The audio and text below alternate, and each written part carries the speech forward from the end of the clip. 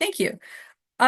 So I'm Tori. I'm a recent graduate from the University of Regina, and I'll be speaking about my master's research today on great horned owls in the prairies of Saskatchewan.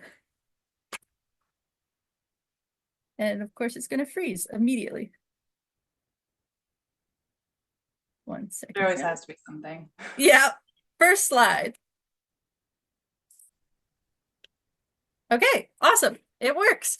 Okay, so great horned owls are a very special species. So they are the most widespread owl species in North and South America. They occur throughout North America from the northern tree line down to the tip of Chile, in all habitats excluding the Amazon rainforest and some of the high elevation deserts of South America. So they also use a perch and wait hunting style. So these birds do really well by finding an elevated spot. They perch up there and they visually spot their prey before silently swooping down and catching. So these are pretty good sized birds as well. The females are larger than the males. And so these birds can be known to be as large as 5.5 pounds, but during my research, the largest bird I had was 3.7 pounds. Because of their large geographical range and because of their larger size, they actually have a very substantial prey base. So great horned owls can take everything from large waterfowl and large rabbits and hares to anything like large insects and reptiles. So very large prey base. Anything under a certain size is not really safe with a great horned owl. So another interesting thing about great horned owls are that they're non-migratory. So even in the most northern part of the range, they're not making large migrations. So in my study area in Saskatchewan, it gets pretty cold in the winter. Not sure if you've seen the news lately, but -40s with like -50 wind chills. These guys are still out there. Hardy, hardy birds. So they also do not build their own nest. Great horned owls are nest thieves. And so they will steal nests from other species, like other raptors. In my area, most often they were taking Swainson hawk nests, but also red-tailed hawk nests. They've also been known to take from species like magpies and even squirrels. They'll pat down a squirrel nest and use that as a nest because they're non-migratory and because they steal nests, so they don't need the time to build their own nest, they start nesting really early in the season. So in Saskatchewan, during my field work, it was not unusual to see females on nest with snow accumulated on their backs as early as late February. And I've heard of birds in Saskatchewan nesting as early as around Christmas time, which is notably early, but still, these birds are nesting really early in these really cold, frigid temperatures. Really, honestly, remarkable.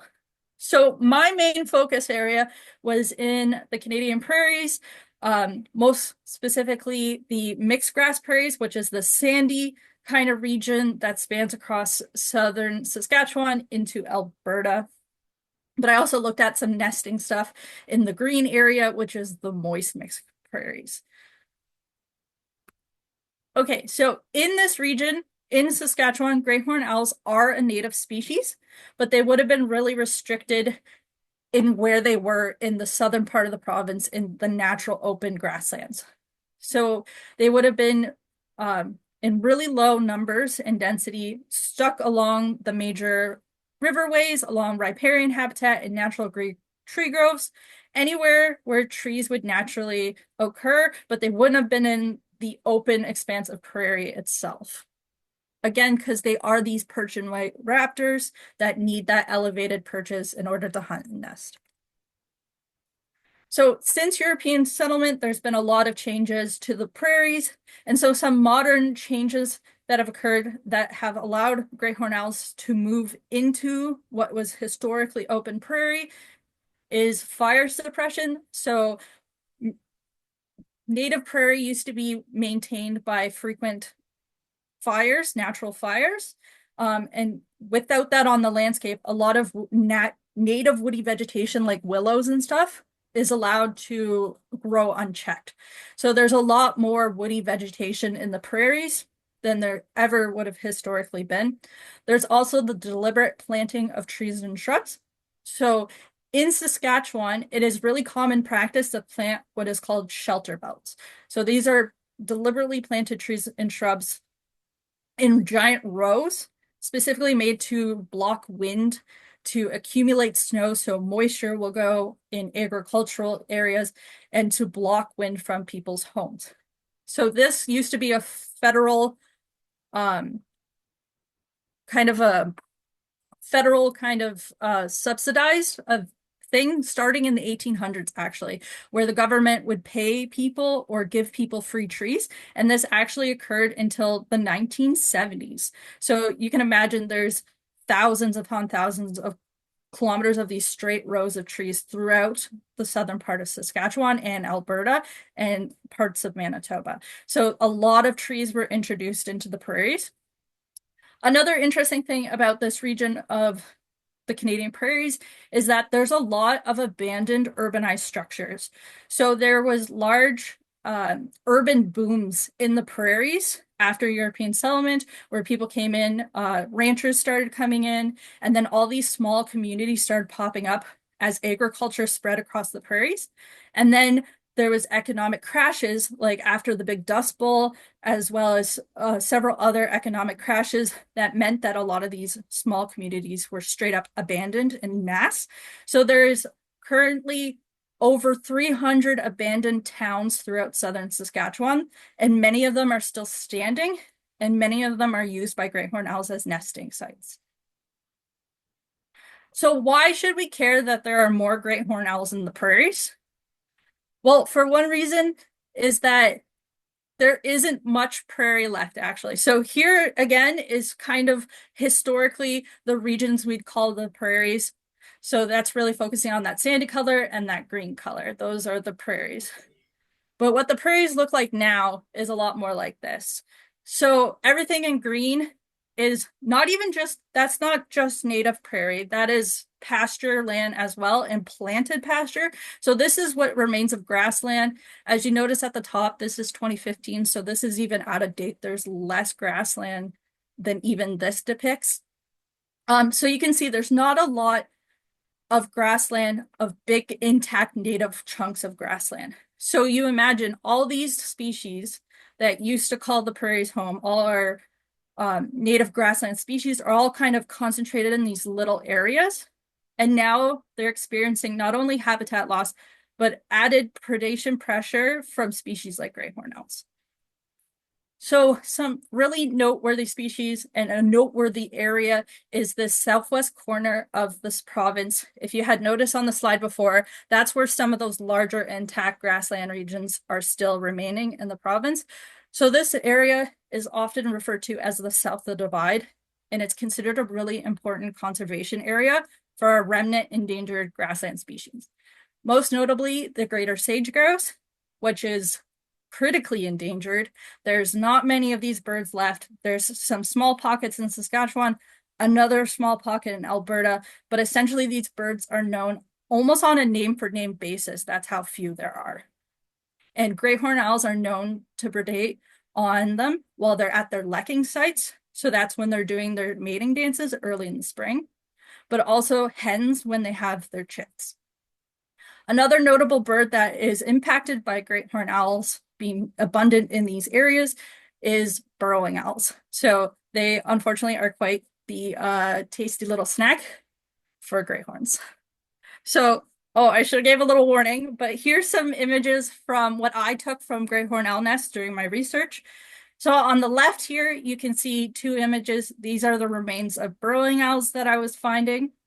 I'm just gonna take At the bottom is some feathers in a nest from sharp-tailed grouse, which is quite surprising to find in the nest because, I mean, grouse as a whole are pretty large birds.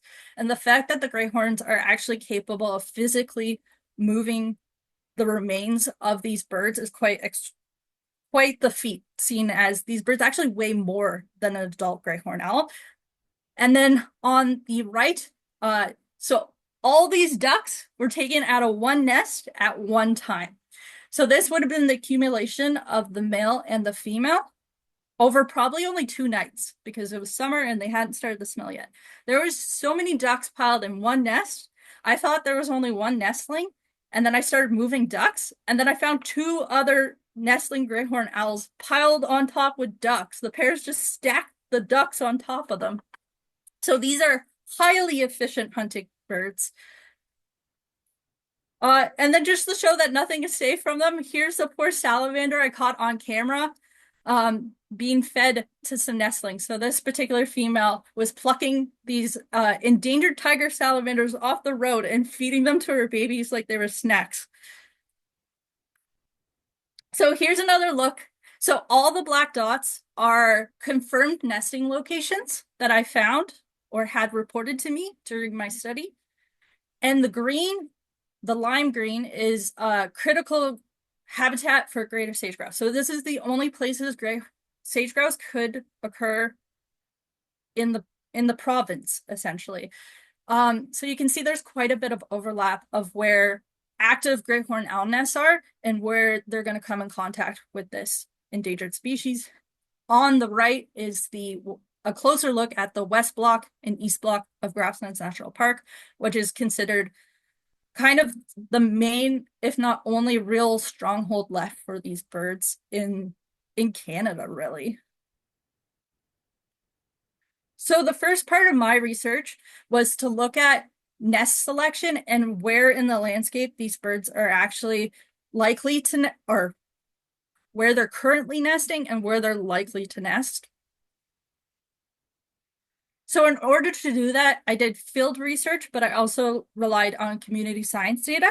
So I got recent nesting locations from the Saskatchewan Breeding Bird Atlas, from eBird, and then I sent out a project-specific survey to members of the general public, and I was so thankful that I had over 850 reports to that. And not all of those resulted in nests, but I'm so thankful that so many people were interested in my research. And then I went and confirmed every single sighting on Google Maps to make sure that like a tree that could support a nest could actually be located. So these are all the confirmed nests within the time period of my research. So you can see quite a few owls. And then if you look in the southwest corner, the red area is that really critical south of divide. And you can see there's a ton there because that's where I did my field research. Okay, so for every confirmed nest, I went in and put 3 buffers around the nest to look at habitat variables. So I looked at the 3-kilometer, 9-kilometer, and 17-kilometer square around these nests because these birds have pretty large territories. And so this particular one, you can see it's in a row of trees there. That's what a shelter belt looks like on the landscape. It's just literally a row or double row of planted trees. So of all the variables I looked at, these ones were the ones that were statistically significant. I'm not going to go too much into the boring math part, don't worry. Don't want to relive that again.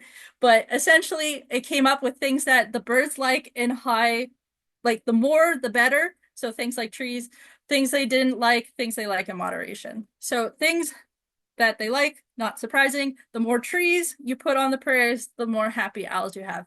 They also really like flowing water. If you remember, I'd mentioned that historically they would have been restricted to those riparian zones anyway, so that's kind of more of a natural area for them to be in.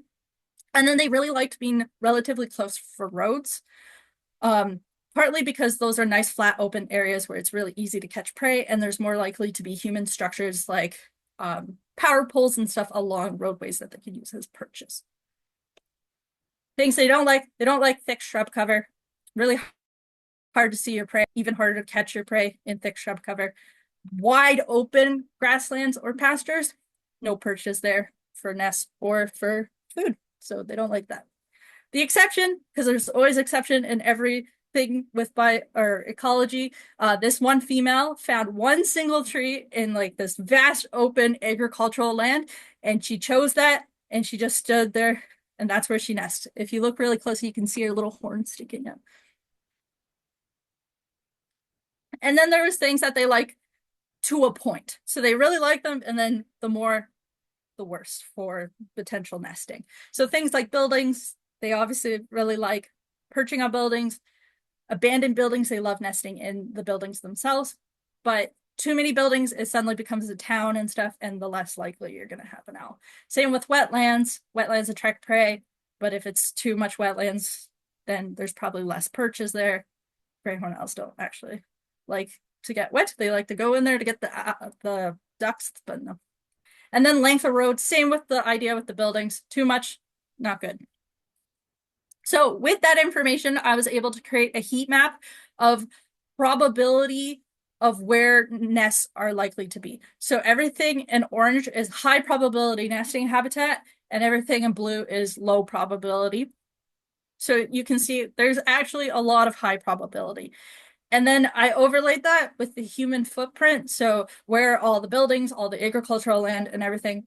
And you can see it's not a 1-for-1, but where the high probability is really concentrated on where we've, as humans, have really altered the landscape.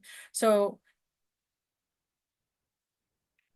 yeah, so it's definitely anthropogenic or human structures that they're really honing in on. And then what I found really interesting was then I overlaid high probability nesting habitat with where our remaining grasslands actually are. So everything in red is where there's that overlap between high probability nesting habitat and where our grassland species are. So these are honestly the areas where we should be focusing conservation effort the most on, because that's where the endangered species are, but that's also where the owls are. So earlier I showed you some pictures of some grouse and some burrowing owls I found in nests. All of those were in these red areas. And then for my second part of my project, I wanted to look a little bit more closer at some individual owls in their territories and their behavior within their territories. So I looked at gray horned owl home range and hunting perches within that south of the Divide region.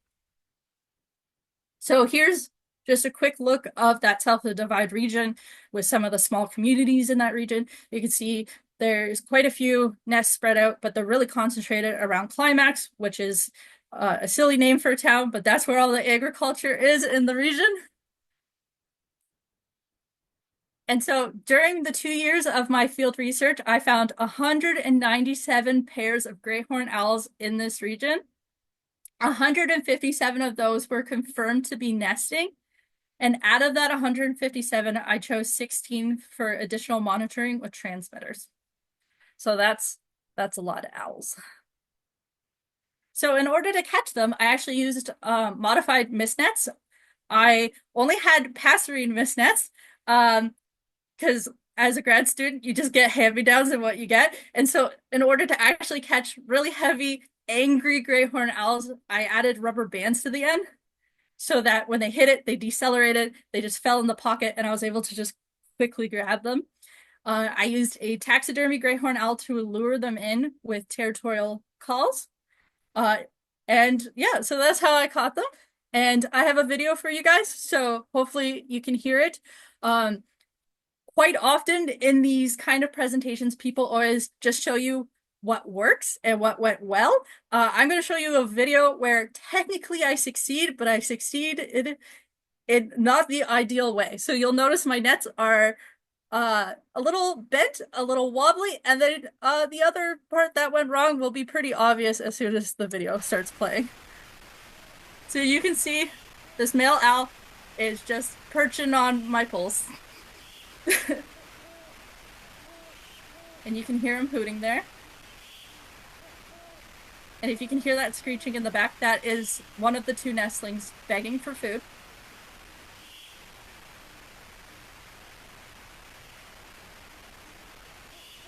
And the female's in the background there. You can see her eyes shine now. There she is.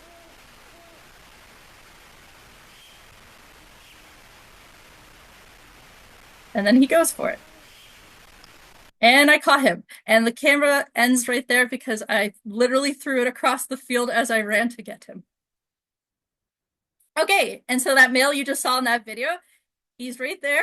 Up, both images with the owl in it are the male you just saw. Um, so at the bottom, you can see the net setup before night, and you can see really closely at the bottom there. You can see that taxidermied owl I used. Uh, in the middle there is the actual transmitter units. So those are the brown unit is the satellite transmitter. So it takes really accurate data and it allows that data to be stored on the device itself. But the only problem is that you got to get in range to download that data onto a base station. And so in order to find the owls, if they decide to play hide and seek, was I glued VHF transmitters to them so I could find them in real time. And so in the top right corner, that's me trying to track down a female greyhorn in Grasslands National Park who we thought she decided to run away, but she actually just ripped off her VHF transmitter. So she was fine and she was all good. And then at the bottom there's me and my advisors, again, with that owl you saw in the video. He was a pain, but he's one of my favorites. Okay, and so with my transmitters out, I tried to get them across three habitat types of predominantly cropland, grassland, and then mixed habitat so I could compare between them. And this is what the transmitter data looked like. So the white dots are location points taken while the owl was moving, so while they were flying. And then the red were taken while they were stationary, and we considered those perch points. With the idea that if the bird's not actively flying, not moving, they're either actively or at least passively hunting. So you can see this owl does some traveling, and then that little inlet in the top left corner there is kind of where the nest is. That's an abandoned old ranch yard. So lots of abandoned buildings and a couple trees, and that's what they were using. So here's another example of a grassland dominated owl. So you can see that it's really long area of use. That's along a river where they were mostly using the slopes of the river itself as perches.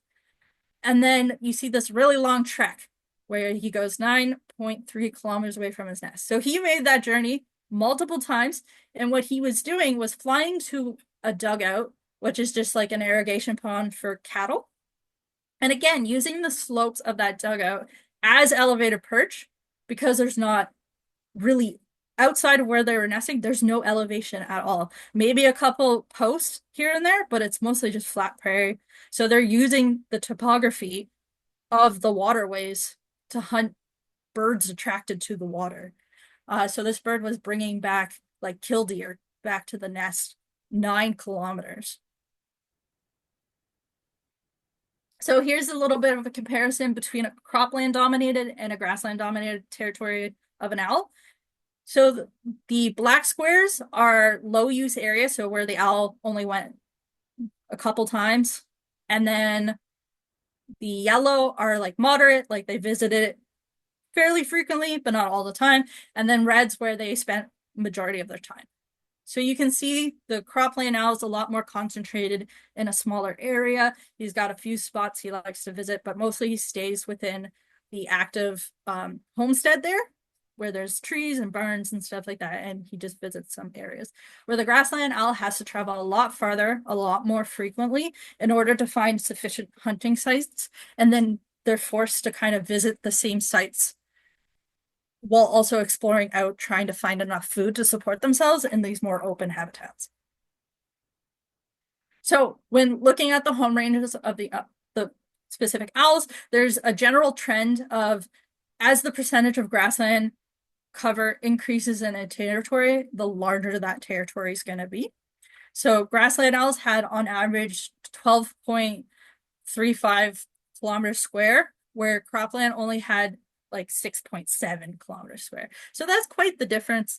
The cropland owls also, even though they did go out a little bit on the occasion, majority of the time was spent within 100 meters of their nest, honestly. They didn't go far very often.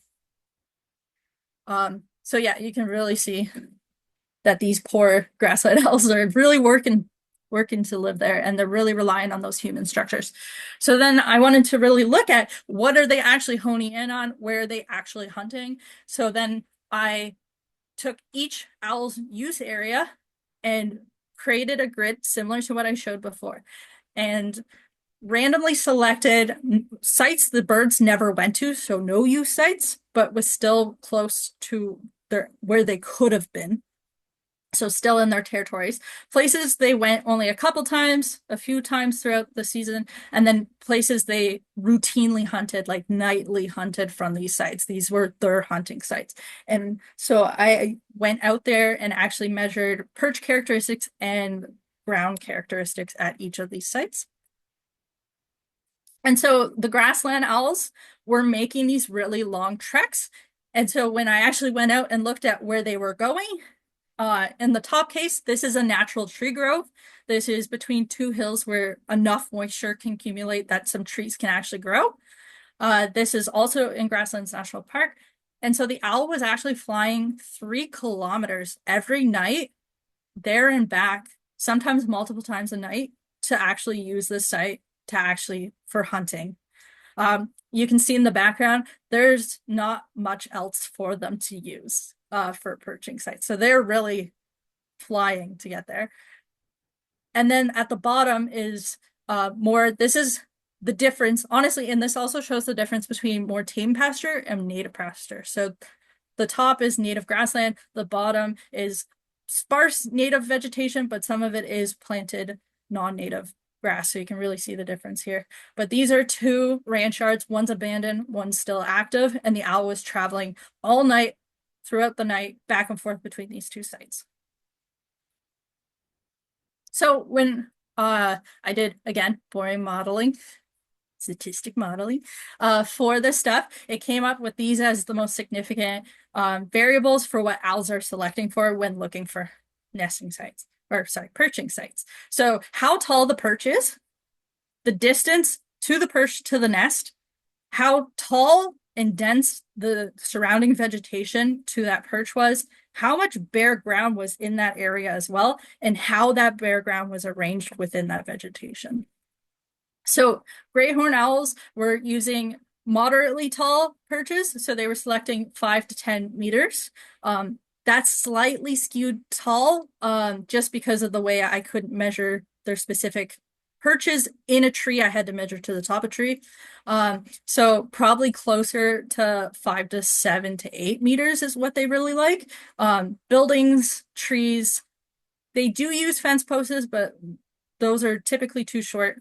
They would prefer to use something taller, typically within 300 meters of their nest for high use areas, but grassland owls were going 2.9 kilometers away from their nest, and that was only the grassland owls.